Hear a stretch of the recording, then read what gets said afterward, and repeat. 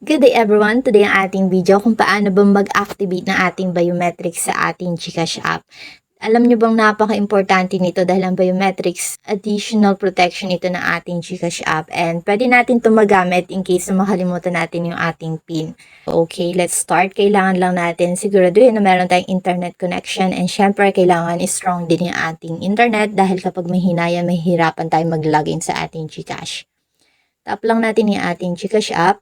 And by the way mga kabomboms, kung meron kayong mga nai-encounter na problem sa may GCash app, meron tayong iba't ibang topic about sa GCash, katulad na lamang ng paano ang gagawin nyo kung wala kayo na-receive na OTP. Meron na tayong tutorial niyan. Ilalagay ko na lang din yung link sa may comment section. Anyway, back to the topic. So dito kailangan lang natin mag-login gamit yung ating MPIN.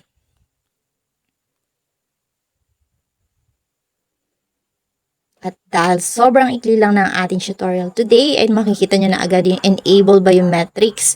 Pero kung hindi lumabas yan, punta lang kayo sa inyong profile. And dito sa may profile nyo, hanapin nyo lang yung settings. And makikita nyo na agad dito yung biometrics login. Tatap nyo lang yan. And mababasa nyo na agad dyan, sign into your account faster using biometrics login.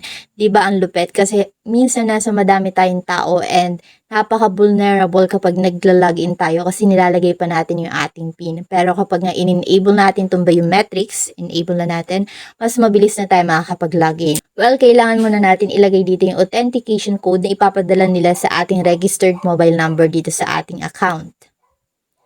8277.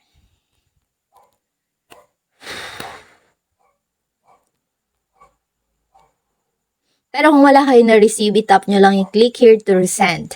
Okay, tap na natin submit. Biometrics login enabled. Makikita nyo yan sa may bottom ng inyong account.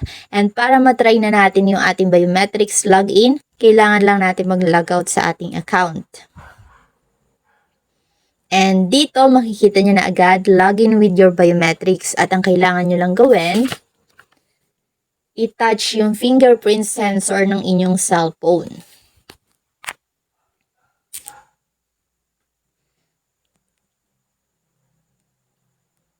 As you can see, mas mabilis at mas magaan na mag-login dito sa ating GCash using biometrics. By the way mga kabomboms, kung interesado kayo sa mga topic na paano ang gagawin nyo kung wala kayo na-receive na OTP sa GCash, kung paano ba mag-activate ng GCash Mastercard, how to submit ticket in GCash, meron tayong mga tutorial niyan at ilalagay ko na lang yung mga links sa may comment section. And kung meron kayong mga katanungan, huwag kayong mahihiyang iwan yan sa may comment section.